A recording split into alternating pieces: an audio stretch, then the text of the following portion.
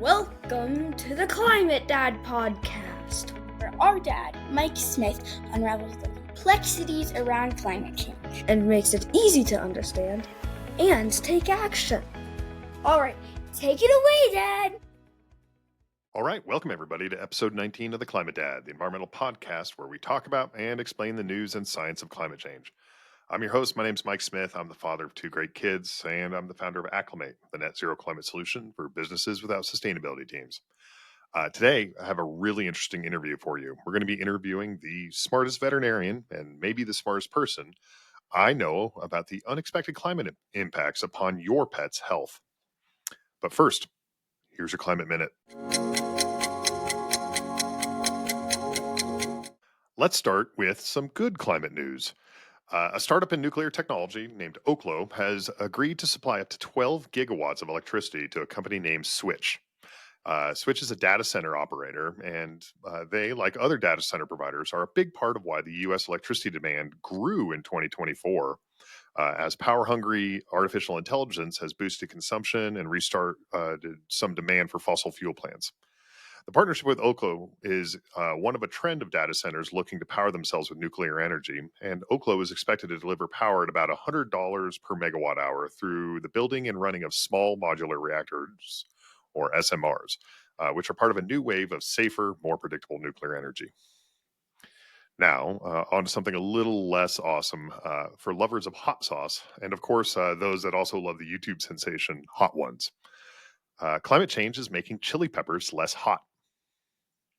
Reporting from Bloomberg talks about the conditions that produce spice in chilies requires a relatively stable climate. But as global weirding has taken over, major chili producing areas of the globe are seeing high variability in their weather. That's probably good news for my kids and their avoidance of spicy foods for the time being. Unfortunately, in the meantime, restaurants are having to order more chilies to meet customer expectations, and hot sauce providers are cutting capacity due to lack of supply.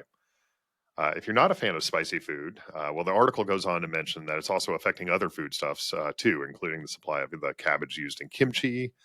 Coconuts themselves are getting more bland, and coffee, my beloved coffee, is getting more bitter. It's kind of a bummer.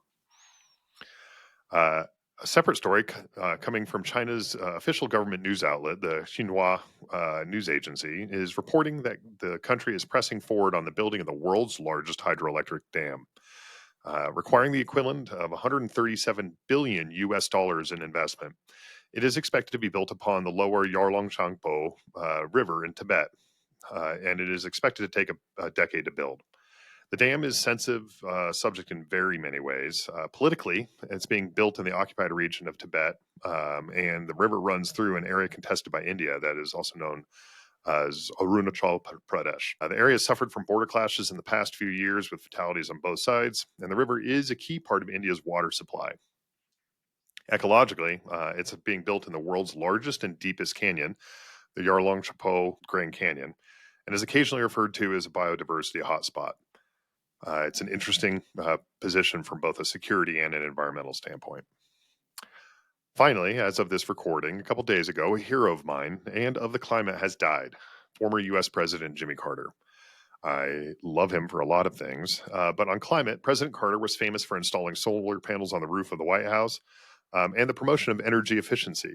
His famous sweater speech is a model for dads everywhere, where he encouraged Americans to turn down the winter thermostat and put a sweater on. You gotta love it. I'll be doing a show about Carter's legacy next week. In any event, Carter passed away after nearly 2 years in hospice care at the age of 100 and was preceded in death last year by his wife of 77 years, Rosalind. God rest both their souls, and thank you, Mr. Carter, wherever you are. And on that somber note, there's your Climate Minute.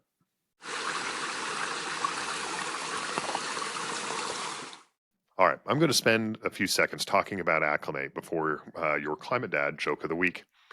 If you're thinking about the ways to improve your impact on the planet, or maybe your company is being required to report its footprint, we'd love to help you over here at Acclimate. We have the easiest, the most intuitive climate solution for your business. We're going to get you a baseline environmental assessment with our software, show you ways to reduce your carbon footprint, and we're going to get you on the path to net zero. We're going to help you with your environmental branding to win the new customers you want and keep your most valuable ones. We're going to help you to attract and retain the talent you need from the climate generation. And our Green Business Certification Program is going to help you to complete a sustainability audit. Maybe you're looking to improve those EcoVeta scores or win certifications with companies like CDP, B Corp, or the Green Business Benchmark. Maybe you're looking to purchase carbon offsets but need a reliable carbon credit broker. Well, at Acclimate, we've got you covered with both a friendly climate accounting solution and also the best carbon offset programs and leading selection of sustainable projects on the web.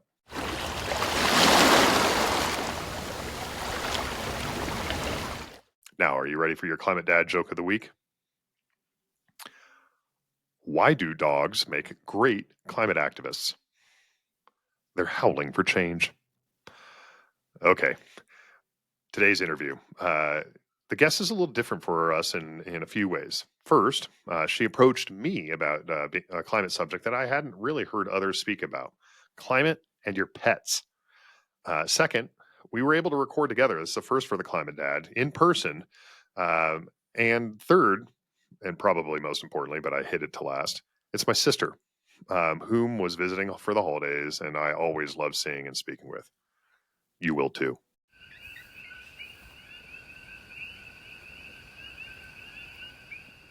All right.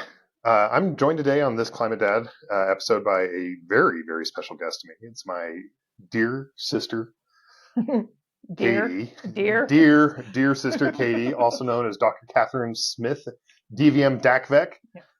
For those of you that are confused by what I just said, she's a veterinarian extraordinaire. We're going to talk today about animals and climate. But let's get started, Katie, my sister. What does DACVEC mean? Like veterinary extraordinaire. Tell me about it. Oh, thank you. So DACVEC stands for Diplomate of the American College of Veterinary Emergency and Critical Care. And what that basically means is that, so when you go to vet school, you would have had to do 4 years of undergrad, and then it's a 4-year veterinary program. And then after vet school, most people go straight into private practice as the around the corner veterinarian that we all know, that does spays, neuters, and vaccines. I did an additional 4 years of training beyond that to learn to do what I do. And that kind of the human equivalent, I think, is best as a mix of hospitalists and intensivists. And so the best way that I usually explain it to people is that if your dog were to get hit by a car and need emergency stabilization, that I'm the person who does that. In fact, my college is the one who teaches people how to, if your dog needs a ventilator or dialysis, that we can do that as well. So pretty specialized kind of stuff that I do. Yeah, it's I've always been so proud of you. And then when I explain about what you do, I think you sell yourself a little short when you talk about hospitalists and intensivists, because you're also kind of a general surgeon and an anesthesiologist, and like you do a lot of human doctor functions, and you do all of them. And by the way, you do it on more than one species. Yes, that's correct. Oh, you're right. Is that like I do surgery? I do. I'm getting called into the OR from time to time to help with certain cases that are under anesthesia that need additional assistance. Okay, got it. So if I'm looking for an expert veterinary opinion, you're a strong candidate. Well, thank you. Very well recommended. Let's be honest. I'm just here to razz on you. That's why I'm doing this. Okay, we'll see. Going into that, though, let's talk a little bit. Most people don't assume that or don't intuitively think about that there's a veterinary issue associated with climate. Yeah. So I'm a lover of animals. I've had dogs and cats my entire life. That's who you take care of. Yeah. Why do I need to be thinking about this? Does it have to do with the fact that it's just warming up generally? I mean, that's definitely a certain part of it, that dogs can get heat stroke just like humans can. And that just like in humans, it can be deadly. That we do know that there are certain risk factors that increase risk for getting heat-related illness in dogs. If they're not used to high temperatures, if it's really humid out, if it's really hot out, and then brachycephalic. So those are the squishy-faced dogs like pugs, like bulldogs, French bulldogs, that the way a dog cools themselves is by moving air over their tongue. And with that, then it encourages heat to be released in the form of evaporative cooling, that the spit literally evaporates, and that pulls a lot of energy with it. And so brachycephalics, they can't move air as well over their tongues, and so they're more prone for getting heat stroke. Got it. Yeah. So we've talked about it before, and you clearly love dogs, but dogs will push themselves past their limits just because they're having fun or because they want to be around people. Yeah. And so what I'm hearing is that in a warming world, dogs are going to be more susceptible than humans to heat stress. One, based upon their temperament, but two, just based on the fact that they can't sweat across their entire body like we do as humans. And so in previous episodes, I've talked about like the introduction of fatal heat. And there's these combinations of heat and humidity where human beings, even the healthiest ones, can't adapt to that heat.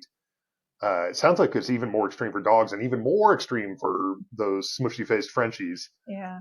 Talk to me about like how a dog can't adapt to that heat and about like where they interact in the world. Well, first, I just want to say is that you're absolutely right that dogs are there. I mean, God bless them. We love them. Is that they literally would chase the frisbee to death, and so that's where it can be, a little bit more challenging. Is that we really want to go out and have fun and play with our dogs, but when it gets really hot and humid out, that they just can't do it. We are also selecting as humans for smushy faced dogs, that the number one breed, AKC registered breed in the US right now is a French bulldog. And that, unfortunately their average life expectancy is much lower than your average dog because of that being part of their problem. This is the breeding issues. And so I think that we're going to be seeing this more and more commonly. There was 2 sets of studies that came out of the UK, which we typically think of as being a pretty damp, cold, gray sort of location. But when we're looking at prevalence of them having heat strokes in 2016, for that ER facility, they had a prevalence of 0.04%. And then in 2022, which was a particularly hot summer, that the prevalence went up to 0.23%. And so that is a significant change in the frequency that we were seeing heat strokes in the UK. Even worse is the fatality rate. Of those dogs that presented for heat-related illness in 2016, it was a 14% fatality rate. And then in 2022, it was 27%. So you can see that is, what is that, nearly double basically, as far as it's like of those dogs, how many of them died. And now we're looking at 1 in 4 of the dogs that presented for heat stroke passed away. Now, mind you, in the UK, in rainy UK. Now, mind you, there's other factors that go into that. I'm sure French bulldogs are just more popular there as they are here, so that might be a contributing factor. But like those dogs aren't used to heat. They aren't used to the humidity, and they had a particularly brutal summer, so they saw a rise in the cases that they saw in deaths. That's a little mind blowing. So the rate of which dogs showing up had heat stress went up by like something like 4 to 6 fold, just quick math in public. And then not only that they were showing up more, when they did show up, they also were dying more. Yeah. Like that's catastrophic, like as a pet owner. Like that's really got to be concerning. And in veterinary medicine, there's also the component, unfortunately, as far as that finances and euthanasia take a role in this. Is that heat strokes are incredibly expensive. Is that because you have catastrophic failure in multiple organ systems, it can be incredibly challenging to treat, which can be beyond a lot of people's budget. It's beyond my budget, honestly, of what I can afford. Like they're very expensive. In addition, is that some people make the decision that they don't want to see their dog suffer and go through the ordeal of being in the hospital for something as bad as that, and so they may choose euthanasia. That's crazy. I mean, it's part of being a responsible pet owner in so many ways. About like starting at the end first, which is like, making those life or death decisions. But obviously you want to get before that and like not expose them to those heat risks.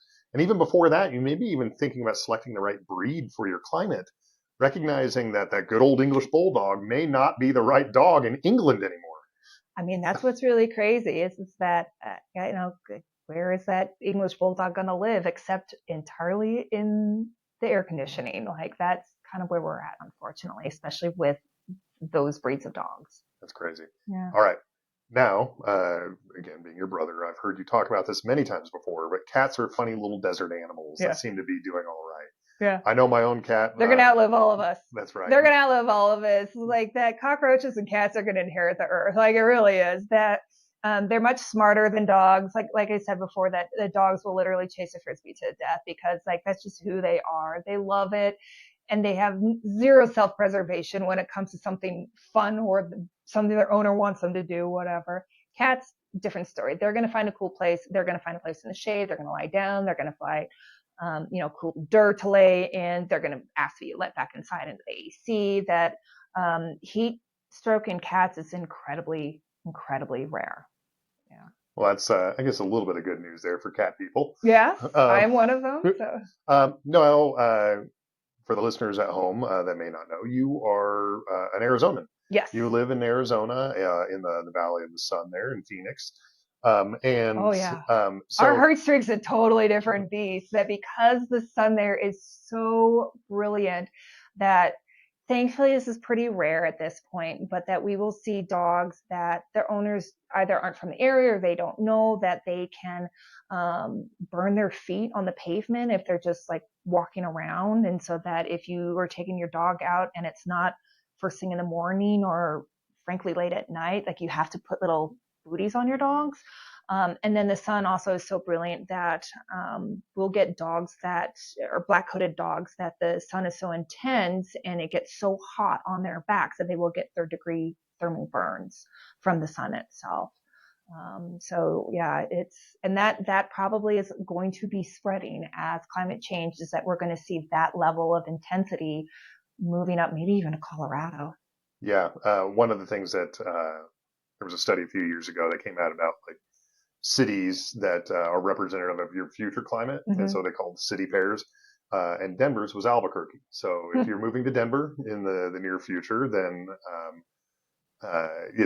you should be thinking about what the climate of Albuquerque is going to be like, because that's going to be the climate of Denver. Yeah. In a similar way for Phoenix, I think it was going to be the surface of the sun somewhere in Saudi Arabia. So apparently it can get a little hotter. But one of the things that was interesting to me in a conversation we had before about pets was like we almost need to like learn from the Phoenicians about how to care for a pet, because you actually have lower incidences of heat stroke in Phoenix than in some other places, because so many people are personally adapted to that they need to get out of the heat. Yeah.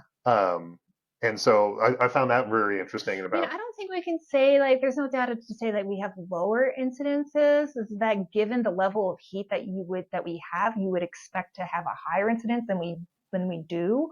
But that some of it is that we're used to the heat. Some of it is we are like if we're inside, we're bringing our pets inside, and that we just know about that. Okay, so what else can we learn from the Phoenicians, or some of the experiences that they've had? I like saying the word Phoenicians; it's fun. For those that listening at home, a Phoenician is somebody from Phoenix, not just an ancient civilization. But for those that, the things that I want to talk about here from Phoenix, though, is that like it is the Valley of the Sun. And you were also talking to me the other day about valley fever. Yeah. And it was named because of Phoenix. Tell me about how that's expanded. Yeah, so it's Phoenix Valley is where it's coming from, Tucson Valley. So it's Sonora Desert. And it is a fungal organism called coccidiomycosis. Don't worry, I'm not going to quiz you on that. But it lives only in the desert, and that it prefers really dry soils. And humans can get it as well. It can be aerosolized, and we can just breathe it in. We do know things like people who work in the dirt, archaeologists, that kind of stuff are at increased risk of getting it on the human side of things. But that dogs are particularly prone because their noses are always in the dirt. They're always digging in the dirt. In fact, it's an older study, it's early 2000. There was a really good cohort study where they looked at dogs when they're puppies, and they followed them out until 1 to 2 years of age. And by the time they were 2 years old, something like 27% of them ended up showing that they were having antibodies against this fungal organism. Didn't necessarily meant that they were ill from it, but that it is a very, very common illness that we see in Phoenix. And one of the things that we can see in dogs is that it can cause enlarged lymph nodes in the chest, coughing, lethargy, fevers, that sort of stuff. But depending on where it goes, that it can cause a whole host of other issues because it can go anywhere. So for example, if it goes to the brain, it can cause seizures. If it goes to the bone, that it can cause bone lesions that are very painful. If it goes to one of the other places it likes to go is to the pericardium, which is the sac around the heart, which you can imagine is a really, really bad place to get an infection. And because it's fungal, that you're on antifungals for months and months and months, sometimes years, sometimes even lifelong, and that the antifungal itself can have its own side effects and issues associated with it. So it's not something we really want to see. It's treatable most of the time, but it's not something we really want to see dogs getting. Yeah, the animal's going to frequently. suffer. It's expensive. Yes. Like you don't. Valley fever sucks. You don't Correct. want it. Correct. Nor does your dog. Dogs, cats can get it too. They're much less common because they're not as much into the dirt like dogs are. But yeah, and unfortunately, with the certification and more aridness, that we're seeing spread associated with it. Now, mind you, it's hard to tease out exactly how much of that is climate change versus human activities moving dirt around. But there is a really good study out of California. It was a human study, but they showed that after a prolonged drought, which caused the fungus to be aerosolized, to go into the air and be able to be spread, that when it was followed with a more normal winter that caused the fungus to now be able to grow appropriately and grow better in the soil, that they saw a huge uptick in the human cases in Southern California. And so one could assume that as we are seeing more of those sort of cycles just across the country, that we're going to be seeing more and more of that. That's interesting. So, the cycles themselves might even be a problem there. So don't just assume that it's because if you have rain some of the year, that it's going to be better. I guess it kind of makes sense. Well, it does. Is that if you look at the fungal organism itself, that it has a hard time outcompeting other funguses in the soil under normal circumstances, but where it really does a good job is in the extreme conditions. And so as we're seeing more of those extreme conditions, that is tamping down its competition, we're going to be seeing more of that valley fever fungus. Oh, how interesting is I that? know, right? Now, where has valley fever expanded to? It's not in Arizona, just in Arizona any longer. Yeah, no, that, and once again, we don't know how much of it is just human movement versus are we seeing more dust in the air, so it's carrying it further. But we have seen it as far north as Washington State and as far east as Missouri. That's a fun, scary infectious disease vector that we're having to think about there. Normally, when I think of infectious diseases, I think of insects, though. Yeah. So, like, do we have to be worried about like ticks? Yes, very much so. That I think we all have heard of Lyme. Lyme comes from Lyme, Connecticut, because that is where it was first discovered decades ago. And there used to be a hot spot associated with Lyme in the Northeast, a little bit around the Great Lakes, and a little bit around California. But we're seeing that range expand greatly. That is basically nationwide almost at this point, because we are seeing an expansion in the tick population. We're also seeing expansion as far as when that transmission time is going to be, because we're not having these really hard winters that are killing back the ticks, that we are seeing that in New England, when you would have a break during the winter, you're not getting that break as much anymore. So we are seeing a pretty big expansion with Lyme disease. Across the country, where else? I mean, like if I live in Colorado, do I have to be worried about that? Probably not as much, but there are other tick diseases that you do have to be worried about. That Ehrlichia is a tick-borne disease that humans can get. It's pretty uncommon. It's usually in the immunosuppressed, as far as I understand. But that the tick that's associated with that is the Lone Star tick. Guess where that's from? Yeah, not Colorado. Yeah, you guessed it. And so we are seeing expansion of that tick into areas, and so we are seeing more Ehrlichia, even in Colorado. And so as far as what does that do in dogs? Is that I think we're all familiar with Lyme in humans. It's very, very different in dogs. Something like 90% of humans, when they are exposed to Lyme, are going to get some sort of consequence or illness associated with it. Only 10% of dogs. When they do get it, the vast majority of them get a pretty treatable form of it, where they get lameness, swelling in their joints, fever. They're not going to feel good. They're probably not going to want to eat. They're really painful joints. That it is a really treatable condition at that point. But of the dogs that do get an active form and get ill from Lyme, about 1 to 5% of them get a condition where it attacks their kidneys. And as you can imagine, that's a pretty poor prognosis. And most of these dogs are super young, healthy dogs otherwise. So it's really sad when that happens. Yeah. You kind of need your kidneys, even if you're a dog. Yeah. And I would imagine those active dogs that are out there, like getting out in the brush where they're going to get that exposure, are at the most risk. Yeah. What a tragedy that would be if you're a dog owner. Okay. So that's ticks. But again, when people think about bloodborne diseases, mostly they think about mosquitoes. Yeah. And the one that I know of there is heartworm. Our third sibling, our sister, has a great dog named Ripken, named after Cal Ripken, all of our favorite baseball player, lifelong Orioles fans here. Yep. And he's a great dog. Colorado's a net importer of dogs because there's so many big-hearted animal lovers in this state. And so when Ripken first came to our sister, he was very sick. He had heartworm, and this big lanky fellow, like a 90-pound dog, spent 6 months in a crate because it was too dangerous for him while he was being treated for heartworm to move around. Yeah. Yeah, so Ripken was really sick for a reason. Is that a heartworm probably should have been named pulmonary artery worm, but it just doesn't have the same ring. Yeah. But that's where they live, which is in the lungs next to the heart, and that those worms can cause a whole host of damage. The biggest thing is that it can cause a lot of scarring and hardening of the arteries there, and that damage can be permanent.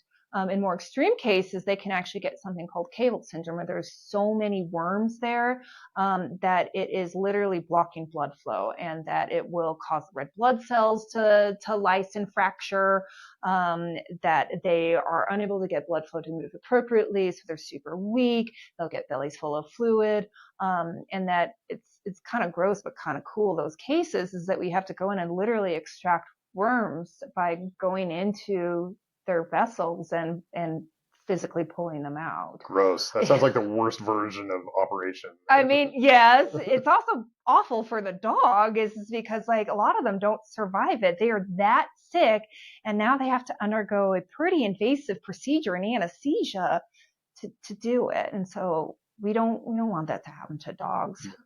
Okay, so yeah, heartworm, bad. Don't want it. But why Ripken was stuck for 6 months is that when we're killing it, that pieces of those worms have to go someplace, and they physically lodge into parts into the lungs. And so we don't want that to happen too quickly, because they could have a massive blockage of those arteries if it's done too quickly. And so we need to keep them really rested so that we don't get their heart rates up and their blood flow moving too quickly as those worms slowly die and are removed by the body. Man, that sucks. So definitely don't want that. No. Okay, well, so there's a climate component to this. Ripken came from the southeast. Yeah. Heartworm's more prevalent there. People in the Southeast have a different relationship with animals than people in Correct. Colorado do. Correct. So we imported Ripken into Colorado, but my dog, Lucy, who has lived her entire life in Colorado, I have to get her heartworm medication too. What's that about? So the heartworm medication that you're talking about is a preventative, and they're 100% effective.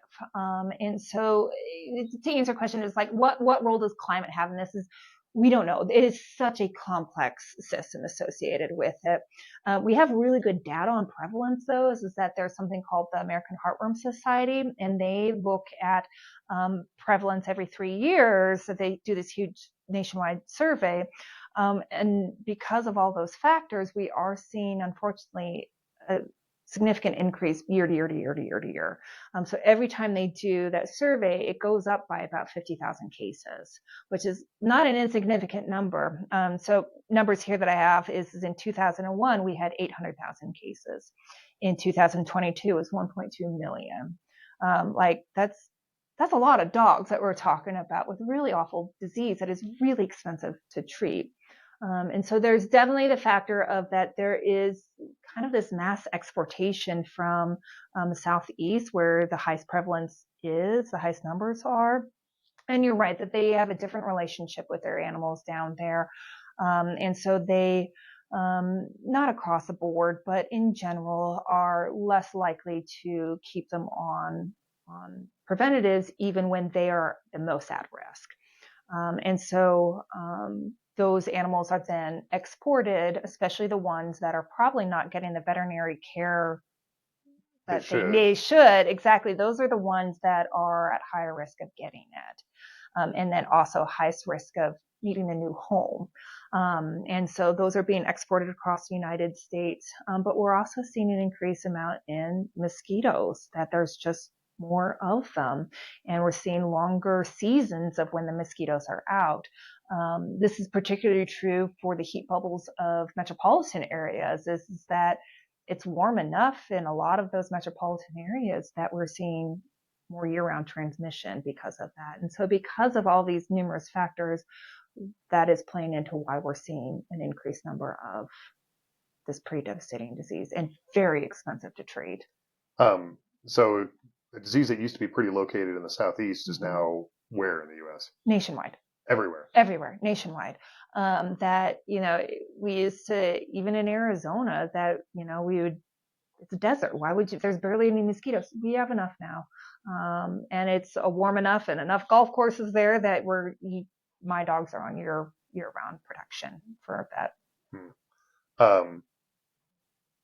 That's a little crazy. It's worth a little plug here as a brother of a veterinarian, which is that like when your veterinarian is prescribing this, they're not doing it because they want to rack up the bill.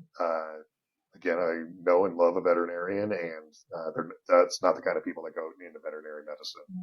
They're doing it because they care about your animal. And so even if you live in Minnesota and you're like, why do I need to do heartworm medication? Here's why. It's climate change is part of it. And ultimately, like I always say that it's between you and your veterinarian that these heartworm preventatives are incredibly safe, that there's many different versions of them now out there, and that each have their pros and cons. And so have that discussion with your veterinarian. Which one would be best for my dog? Then also talk about the finances of it, like which one is going to work best with your pocketbook. But I can tell you is that heartworm preventative is a smidgen, a fraction of the cost of heartworm treatment. And this is a disease that will shorten the life of your dog.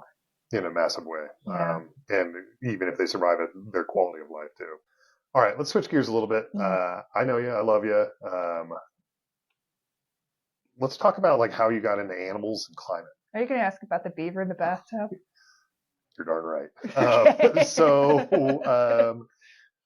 So my adoring and loving parents, after I'd gone away from college, my sister was working in wildlife rehabilitation, and they needed somebody to take care of a baby beaver. Ruby the beaver, and they gave up the downstairs bathroom so Ruby could have a little like pond to go swimming in and live.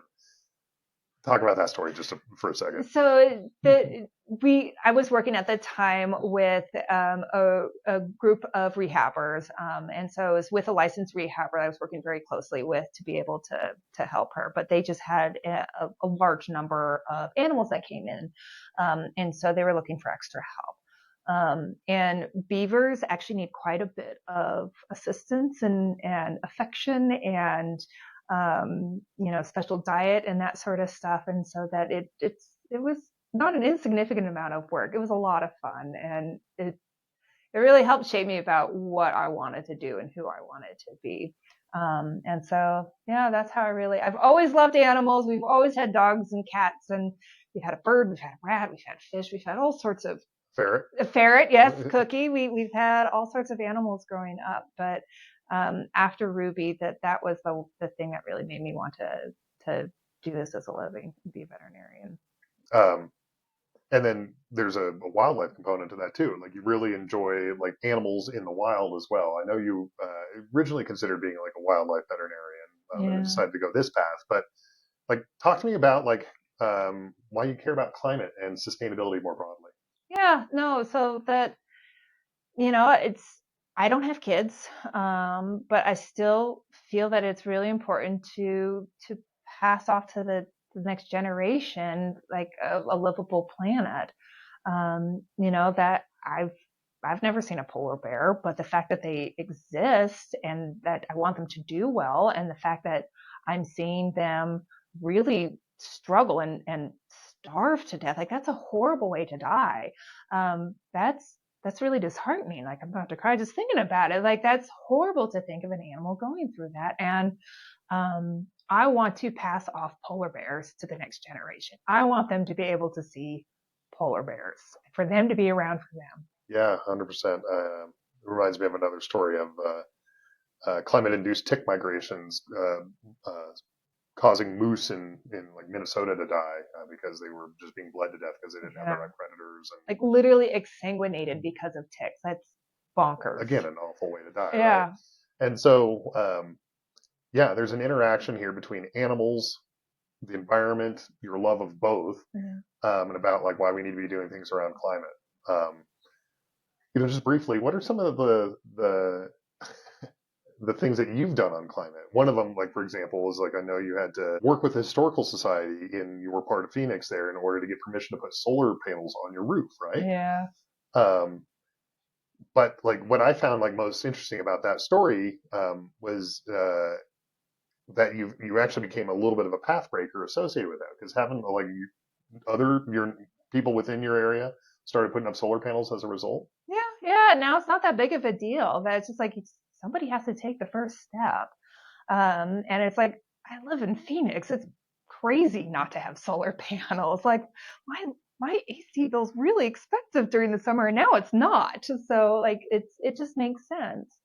But yeah, so other things that I do is just like acclimate. I'm one of your first clients for that, and helped them along the way, design it for things that would make sense for me and my business.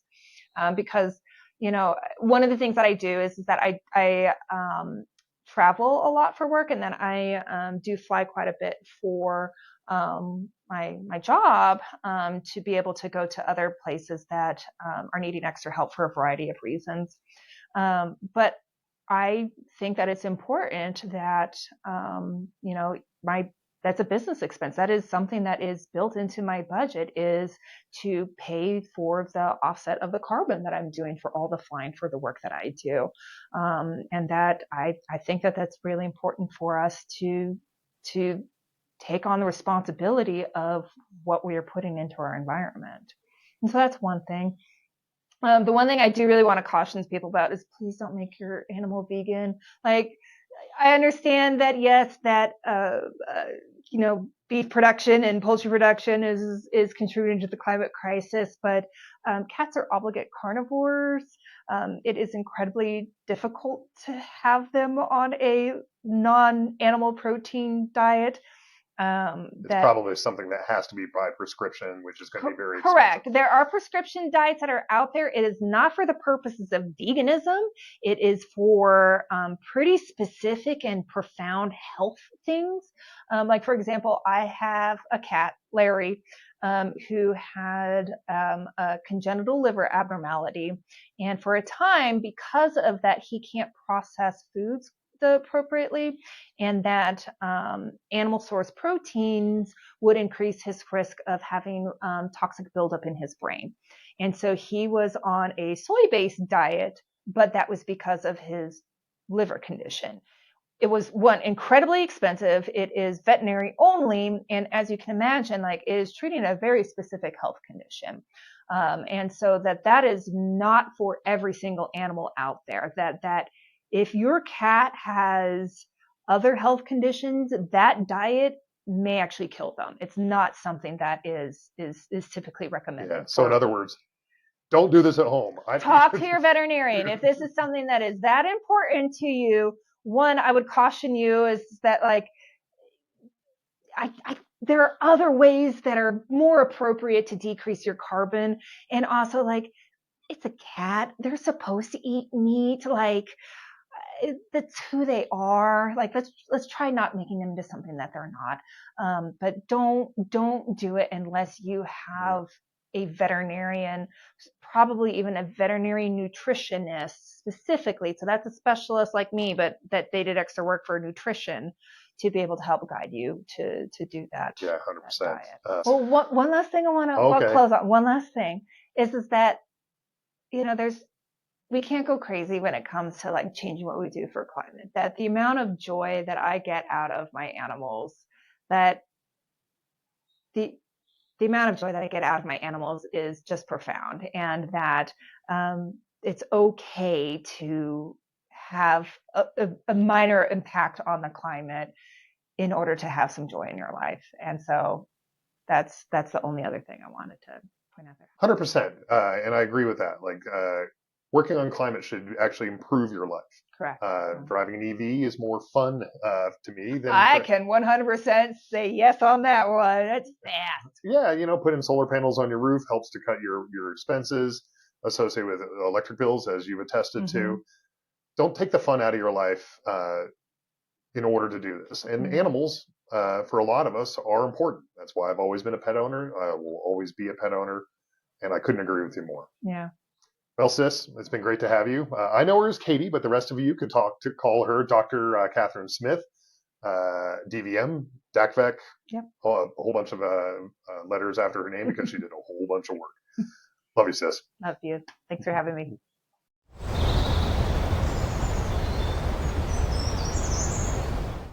You can certainly tell who has the brains in the family, right? Okay, here's your 3 big takeaways for today's interview. 1, climate is going to affect your pets, and they have no way of knowing about it. So you are going to have to take responsibility for modifying their behavior and their medical care accordingly. 2, pet-related diseases are on the march across the United States and elsewhere due to a changing climate. So make sure to consult with your veterinarian about what preventative measures you should be taking. And 3, for lovers of Frenchies and other stub-nosed dogs, they're probably not going to do well in a warmer world. So consider breeds that will do better in a changing climate. And as always, keep your cats inside. Okay, do you have a question or comment for the show? Go to acclimate.com or send an email to theclimatedad@acclimate.com to submit a question for us or the show. Again, Acclimate is spelled ACLYMATE. If your business needs help measuring, reducing, reporting, or offsetting your company's climate footprint, please reach out to my team at Acclimate, and we're going to get you set up with the best, the most affordable, the easiest climate solution out there. You're going to love our service, both the software and the really human touch we provide. Thank you all for listening. Make sure to subscribe to The Climate Dad where you get your podcasts and to share, like, and comment on social media. God bless you, Jimmy Carter.